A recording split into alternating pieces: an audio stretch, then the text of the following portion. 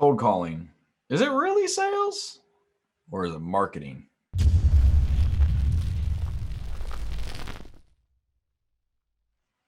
So recently I've been in some conversations about good old cold calling. You know, the smiling and dialing, the motion creates emotion concept. Let's get in there and show those people what we're made of, right?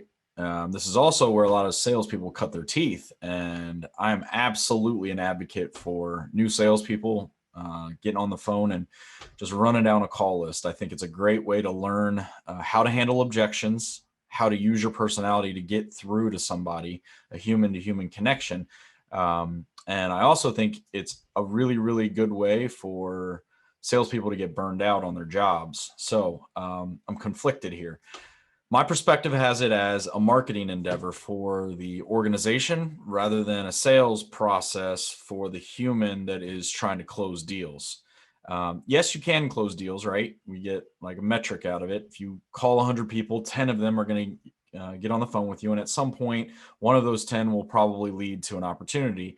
But I look at things on the opposite side. 90% of the people that you call aren't going to be responsive. Now, that said, there's a couple things here. When you call 100 people, you're also supposed to leave a voice message. Whatever your voicemail looks like, however you do it, whatever your company's cadence is, all on you guys.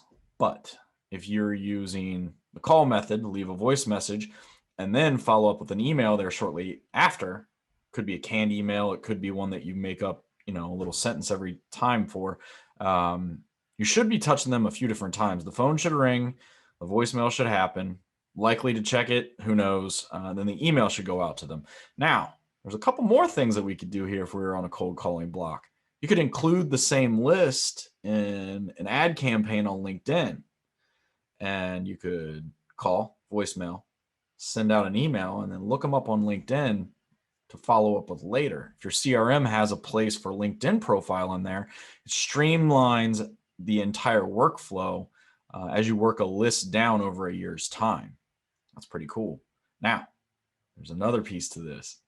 If you use Facebook advertising to do the same thing and more or less nail down an audience that is your call block list, spend a little bit of money.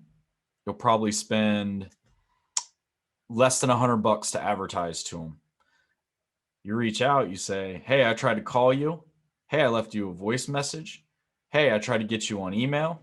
I looked you up on LinkedIn, and now I'm in your Facebook feed. I really want to talk to you. You end with a very, very good marketing campaign. Let me know your thoughts. Follow me on LinkedIn, subscribe to me on YouTube, and look out for me in your Facebook feed.